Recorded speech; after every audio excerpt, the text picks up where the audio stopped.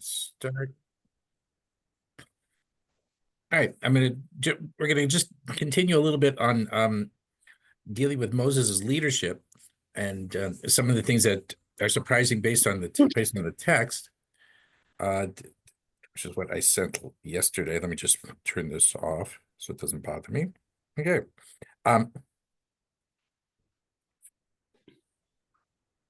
So there's in the cinema midrash about movies, there's a big difference between how they view Moses.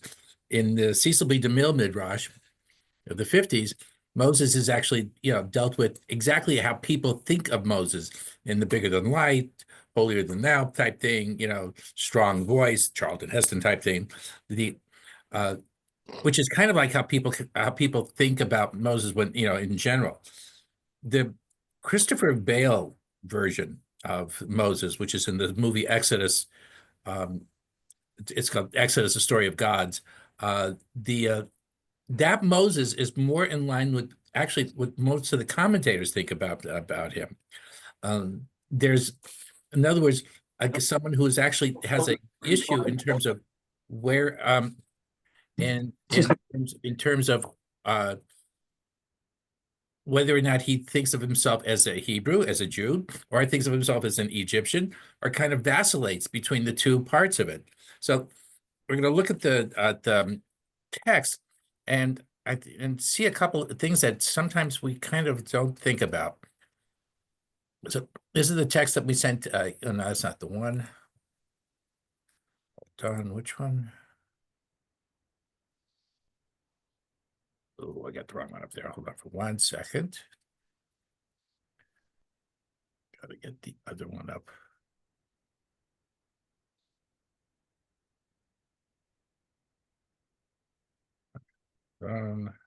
Sorry about that. I thought I had it up here.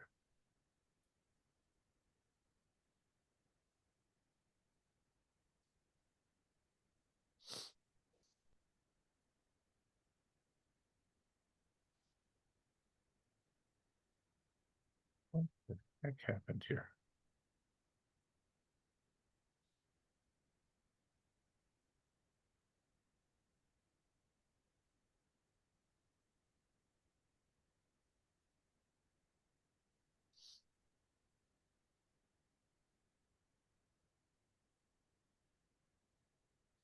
Oh, okay.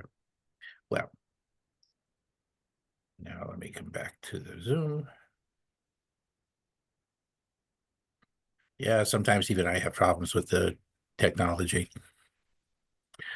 surprisingly. Okay, so when we look at the first text, the interesting thing is, so we're going to look at some of the plagues. So this part's not surprising. This is the plague of frogs. So it's the second one that happens, and the text goes from the beginning, chapter 7 through verses chapter 8. When 7 days had passed after God struck the Nile, God said to Moses, "Go to Pharaoh and say to him, thus says God, let my people go, that they may worship me. If you refuse to let them go, I will plague your whole country with frogs. The Nile shall swarm with frogs, and they shall come up and enter your palace, bedchamber, bed, house of the courtiers, and your people, and your ovens, and your kneading bowls. The frogs shall come up on you and on your people and all the courtiers." Then Moses said, "Summon Moses and Aaron, plead with God to remove the frogs from me and my people, and I will let the people go." And and so then Moses says, you may have this triumph over me, but what time shall I plead in behalf of you and your courtiers and your people that the frogs be cut off? And Pharaoh says, "For tomorrow." And Moses said, "As you say, that you may know that there is none like God and God of our frog, none like God, our God. The frogs shall retreat from you and your courtiers from your people. They shall remain only in the Nile." Then Moses and Aaron left Pharaoh's presence. And then this part here in the Hebrew, which I underlined, "Vayas Adonai kidvar Moshe," and Moses cried out in the matter of the frogs which God afflicted upon Pharaoh, and God did as Moses asked. So here, interestingly enough, the plague doesn't last, whether Moses is afraid that it's going to last too long, whatever, God stops the plagues because Moses asked him to. not because God thought it would be a good idea.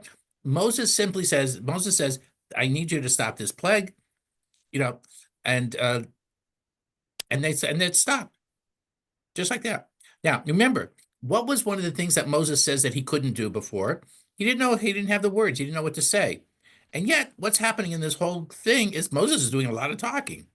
For some guy who has a speech impediment, he seems to have gotten over it really quick. So, okay, so that's one. So now, not only that though, look at his response here. Uh, as Moses said, I'm sorry, uh, as you say. Why would Moses tell Pharaoh, as you say? I mean, who's in charge here? So I think Moses is having an interesting issue of whether or not he's Egyptian, because he doesn't like to see his people suffer, nor does he like to see the Hebrews suffer. So he's kind of like going back, he's kind of like gets a little vacillating back and forth. Okay, Pharaoh becomes stubborn. We know that's the story. So then we get to the next another wild animals. Interesting enough, JPS translates as insects, but it's a separate issue. So God says to God said to Moses, early in the morning, present yourself to Pharaoh as he's coming out to the water, and say to him, thus says God, let my people go, so on and so forth. And Pharaoh says, I will let you go, I will let you go to sacrifice your God to God, your God in the wilderness, but don't go very far. Please then plead for me. Again, the same thing. Let me, plead for me. So then Moses says, um, when I leave your presence, I will plead with God that the swarm of insects depart tomorrow from Pharaoh and his courtiers, but not let Pharaoh act again, but let not Pharaoh again act deceitfully, not letting the people go. So Moses left the presence of, and pleaded with God. And here it says, Vaya'as Adonai kidvad Moshe. And God did as Moses asked. This is the only time that this verse appears in the Torah. It appears twice in the book of Exodus. God does as someone asks. It doesn't happen for any other person. So here, again, he can't go, Moses isn't able to talk, but he's doing a lot of talking here. And again, Pharaoh becomes stubborn. Pharaoh becomes stubborn, and he doesn't send the people. All right. So then it comes down for the hail. Okay. So you get the whole thing with the hail, and Pharaoh says, Pharaoh says to Moses and Aaron, God is in the right, and I and my people are in the wrong. Plead with God to end the thunder and hail. I will let you go. You need to stay no longer. Moses says to him, as I go out of the city, I shall spread out my hands to God. The thunder will cease, and the hail will fall no more, so that you may know that the earth is God's. Uh, Okay, so he does he kind of like goes out again, and it's the interesting thing is Lamante Daki Ladonai Haaretz, to know that God controls, the weather pattern, so to speak, to leaving it that. So he left Pharaoh, and he spreads his hand and spread out his hands to God, and the thunder and hail ceased.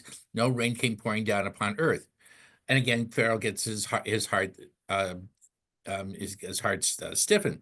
The issue here is that all of these plagues stop when Moses interferes with what's going on. Pharaoh says to stop. Moses says, okay, I'll stop. I'll put up my hands and that'll stop it. Bingo, and that's what happens. And it's an interesting thing. Does God tell Moses when to stop the plagues?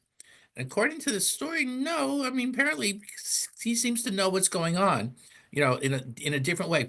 In other words, maybe he is essentially an ultimate meteorologist. I mean, we always listen to the forecast in the morning or whatever part, and says, possible rain. It's going to maybe be raining today or Sunday or whatever. And we always get upset that the weather people are not exactly 100% correct. But then again, you know, some of them can they tell you when the rain's going to stop? Well, if it's raining and they could say, okay, it's going to end at around 4 o'clock and magically it ends. Is that because they've got these mystical powers, or because they know the patterns? So I think kind of like keep that part in mind. Then Moses goes to Moses. God tells Moses, hold out your hand over Egypt, for the locusts may come.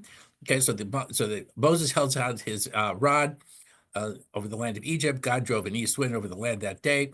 When morning came and the east wind had brought the locusts, locusts invade all the land of Egypt and settled within the territory of Egypt in a thick mass.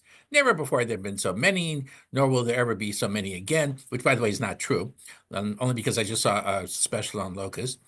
They hid all the land from view. The land was darkened, and they ate up all the grass of the field. the fruit of the trees, which the hail had left, so nothing was green, nothing green was left, tree of grass for the field in the land of Egypt. Moses hurriedly summoned Moses again. I stand guilty before before God, your God, and before you. Forgive my offense just this once and plead with your God that your God that he but remove the death from me. So he left Pharaoh's presence, and he leaves Pharaoh's presence and pleaded with God. Um, the Vayetze amparo vayatar el Adonai. This word vayatar, he pleads with God. Again, is not something that's only placed in the book. There's a couple times in the book of Genesis you see the word vayatar. That's how Isaac pleads with God to help Rebecca get pregnant. But it doesn't happen anymore. It doesn't happen any other time.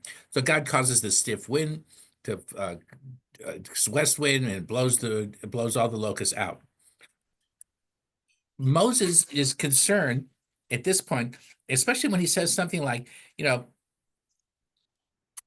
he leaves Pharaoh's parents, but he kind of like he's asking God to stop these things because he himself is not crazy about the Egyptians getting hurt just as much as he's not crazy about the Hebrews getting hurt. And he kind of like goes back and forth here. But he goes to Moses without any divine command about this. So, for example, Abarbanel says something interesting. He says, it seems to be that Moshe Rabbeinu, Moses our teacher, said to Pharaoh on his own without a divine command, glorify yourself over me, for what time shall I plead on behalf of you? And Pharaoh says, tomorrow. So according to Abarbanel, therefore Moses was afraid that perhaps God's will that the plague of frogs should last for 7 days, just as it did for the plague of blood. And Moses truncated its length without divine permission. For this reason, he needed to cry out to God to fulfill God's word. Abarbanel is saying that Moses was concerned that the plague of frogs, for example, would last for the same 7 days as the plague of blood. But it turns out he was a little kind of, I don't know, grossed out. Who knows what he thought about it? But he was concerned that the Egyptians, here he is, these are his people also being hurt. And it takes it upon himself. You know what, God, enough. But God listens.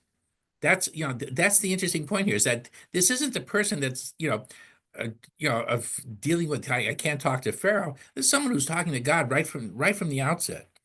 So it could be that some of our, midrashic things of that, Moses didn't want the job really well. He was a little concerned, couldn't speak. Really was kind of maybe in a plea, maybe to get out of doing the work, but he surely accepts he accepts the leadership role, for example, and actually talks to God as if he's talking to Pharaoh too. Hey, God, stop this, okay? But not only that, if you look at some of the other words here, and I'm going to talk about what the Sfat Emet talks about. I heard from my grandfather, he teaches, that all through the language that is written about the Makot, the plagues, that is how the 10 languages of prayer are created. And this is like the idea of speech itself was in exile. It needed to be, and it needed a correction. This is why we need to connect the blessing of Geulah, redemption, and Tefillah, the Amidah prayer, because through the leaving of Egypt, the mouths of the Jewish people were open. Moses's words that he used, when I got to go back to the very beginning part here. And Moses, and God does what Moses asks. And here he just asks on the next one, again, Vayas Adonai, he asks it, and here it's Vayatar, that he's pleading. So according to the Sfat Emet, what he's actually saying is that the way we designed our prayers is based on the plagues. That, for example, when you think about the Friday night service, you go from what's called the Micha Mocha, which is the redemption prayer. That whole section, and in traditional services, it's a little longer, but we just use that one paragraph. We talk about redemption, the Micha Mocha, and then after the redemption, we go into asking God for different things. That's what the tefillah or the silent prayer is about. And when according to the Sfat Emet, this was designed during the plagues, that you first had to have a redemption. You had to be redeemed first, and then you can ask God for a favor. You can ask for a prayer, which essentially is what happens in our service. We go from the Geula, from the redemption, and we also go right into the tefillah. Now, in the tefillah itself, in the actual tefillah itself, or the Amidah, it has the Avot Kavurah, where we talk about God of Abraham, God of Isaac, God of Jacob, God of Sarah, Rebecca, Rachel, and Leah, and it goes through all of that. Then it talks about the next sentence, Mechalkel Chaim Bechesed, deals with what's called Gevurot. That deals with God's strength, on what God, about God's strength. And then we again refer back to redemption towards the middle of it as a way of saying thank you, for redeeming us. And then we get into the personal prayers of things that you can actually ask one way or the other. But interestingly enough, he kind of got that Moses is kind of like doing this, and we've kind of copied it. He's saying that we need to be redeemed. He's telling God, stop this, because I think we can get redemption now. Doesn't happen. Of course, God has a different plan, but he continues it he kind of continued as it is, even to the extent where he's knows that he kind of vacillates. I don't like my people getting too upset, whatever, trying to stop it. But by the time it gets to the darkness plague, it said the ninth plague, it says something from him. He says, obviously people couldn't see each other for 3 days. No one can get up. And then Pharaoh says, go worship your God. Only your flocks and herds shall be left behind. Even your children may go with you. Moses said, you yourself must provide us with the sacrifice and burnt offerings. Our own livestock shall go along with us. Not a hoof shall remain behind, for we must select from the worship of our God and God, and we shall not know with what we are to worship until we arrive there. But God stiffened Pharaoh's heart, and he would not agree to let them go. Pharaoh said to him, be gone from me. Take care not to see me again. Take care not to take care not to see me again. For the moment you shall look upon my face, you shall die. And Moses replied, he dibaita la'osef, same word, just like you have spoken, and it's just, but he's kind of like, od panecha, I shall not see your face again. Does Moses know what's going to happen at the Red Sea? Does he know what's going to happen? He doesn't yet know about the 10th plague because that's coming. And he doesn't have, and then there's no discussion with Pharaoh after when Pharaoh says, go ahead and go, they just go. But he's saying, I will not see your face again, which is interesting. He's looking at Pharaoh and saying, this is where my identity stops. I've been helping you as an Egyptian. I've been trying to help you. You didn't help. So therefore, I'm done with this. I'm done trying to help. I'm done trying to do this. And according to some of a lot of our commentators, the whole idea was that Moses was having this thing about, I'm going to help my people, the Egyptians, I'm going to help my people, the Hebrews, but eventually makes the choice about saying, you're right. I'm not going to see your face again. We're done. And kind of backs out. It's fascinating to think about it, that, we don't think about Moses as someone who goes from like, should I, help the Egyptians? Should I help the Hebrews? Whatever. We always presume that he just helps the Hebrews, period. But that's not the Moses that's actually referred to in the Torah. Moses actually has this identity shift, and kind of going back and forth. He remembers he grew up in Egypt. It's still part of who he is. So he hasn't said, I'm not going to do this anymore. But at the end, he has no choice but to say, I'm not going to see your face again, and we're done. That's a different type of Moses than I think that we definitely different than when we teach little kids. So it's just a different way of looking. I think it's just a different way of looking at it. Yeah, Ellen.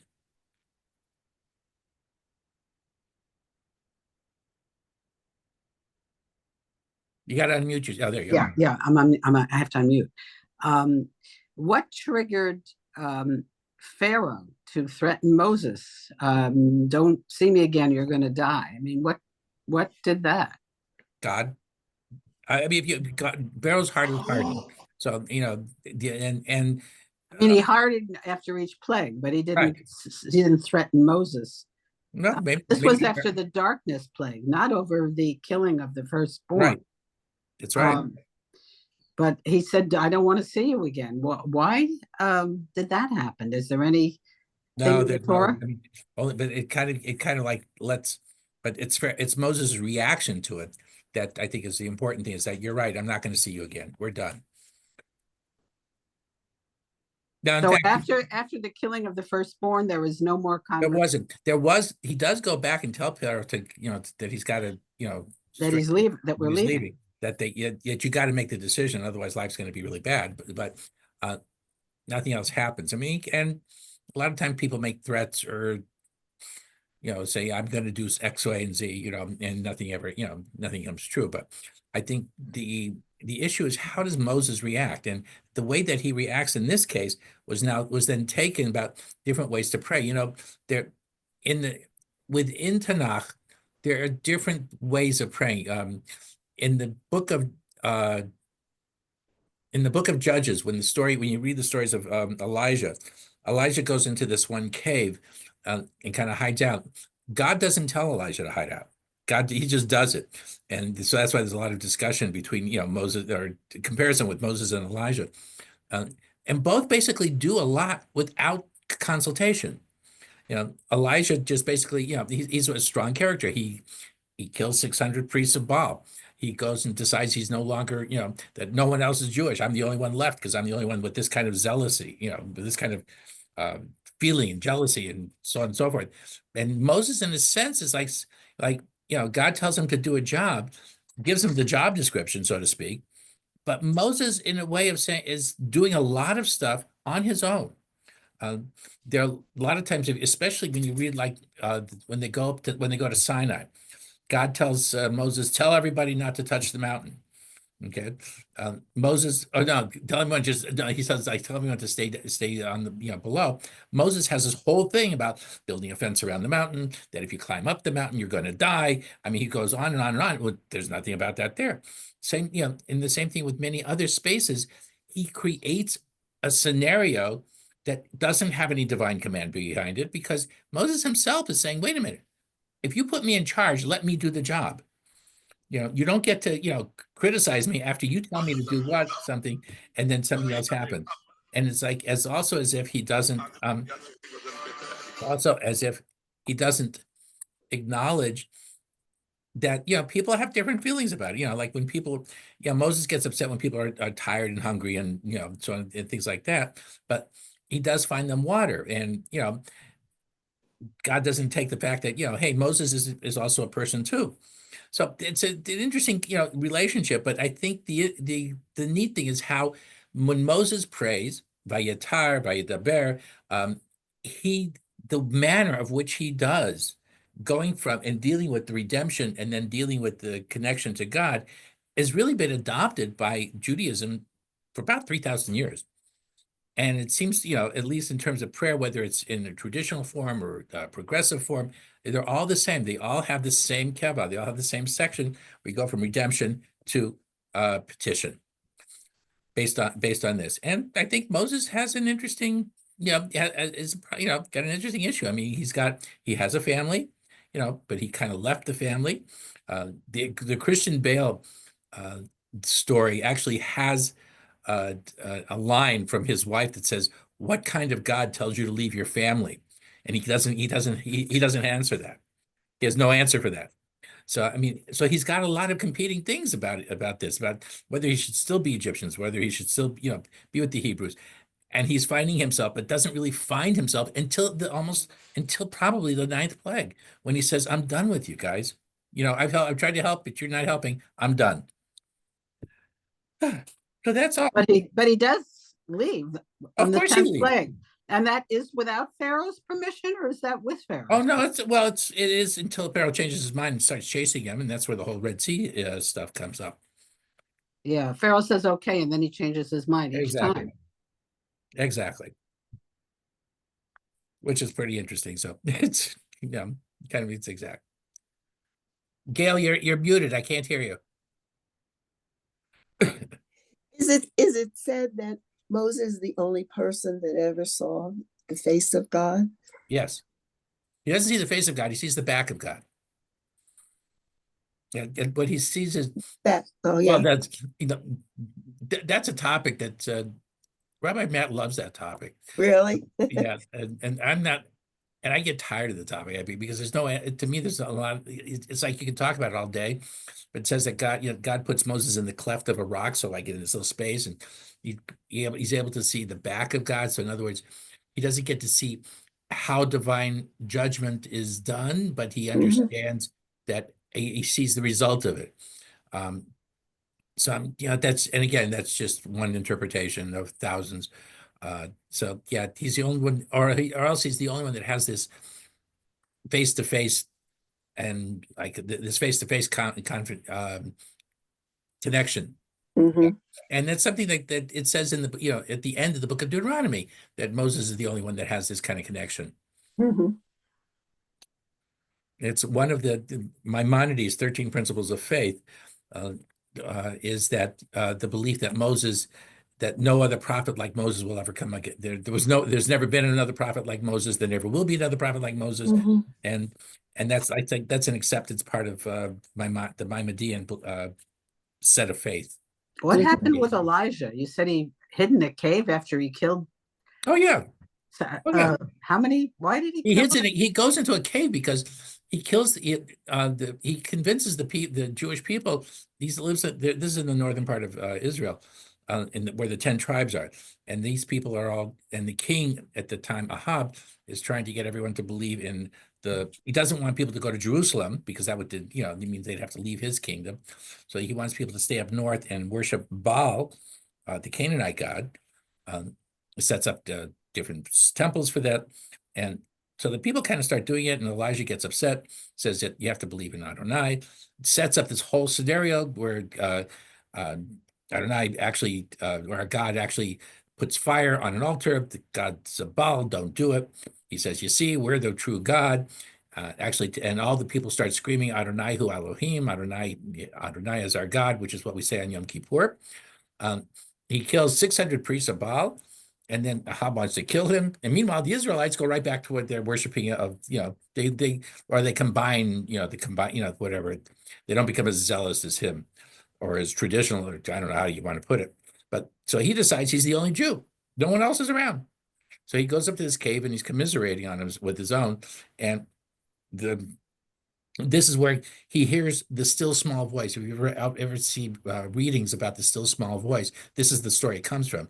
Elijah hears that still small voice, and God kind of tells him to go on. The Midrash, though, says that Elijah says, I'm the only Jew alive. And God says, what are you, a nut? A lot of Jews. And he says, and not all of them are like you. So that for saying that, he was sentenced, if I could use the word, to eternal punishment of having to go to everyone's Seder every year to see that some people have a Seder, 6, 7, 8 hours of Seder, kosher or Pesach food for the whole week. And some people have a Seder with matzah and shrimp in 10 minutes, but they're all valid Jews. And you've got to see that. And he has to go to every circumcision and see that everyone, that everybody has that there are different ways of praying. Some people have a very fancy ceremony. Some people have the doctor do it. Either way, Elijah's supposed to be there. That's why at every circumcision, there's a thing, it's called Kisei Eliyahu, the chair of Elijah, that usually the sandek, the grandfather, or whoever is carrying the baby into the ceremony, sits. And it's from there that they take the child to do the circumcision. Some Moalim, some people that do the circumcision actually will do it while the baby's sitting on the lap of the grandparent. It's not done all the time because it's not the most sanitary way of doing things. So and the grandfather may not be so stable either. I've seen that done. I've seen that done a couple times, but I'd say majority of the time it's never done anymore like that. Yeah, Bob. I've heard the phrase "You shall have no other gods before me." Was that an acknowledgement of the existence of other gods, or just the belief in other gods, or how do you think? Yes. You think of that? I hate to give you the Jewish answer. The Jewish answer would be yes.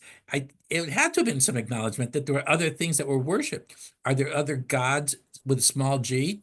Yes. And we know the Egyptians had them. We know the Greeks had them. We know everybody has them, And then sometimes the other gods can also not be, God as far as like nature or anything. It could be money. It could be something else. It could be something else that'd be obsessive. So one could, one could look upon, kind of look upon that as like, well, maybe I like to believe in this, It's interesting. Some religions, specifically, Buddhism, does not say you can't believe in something else.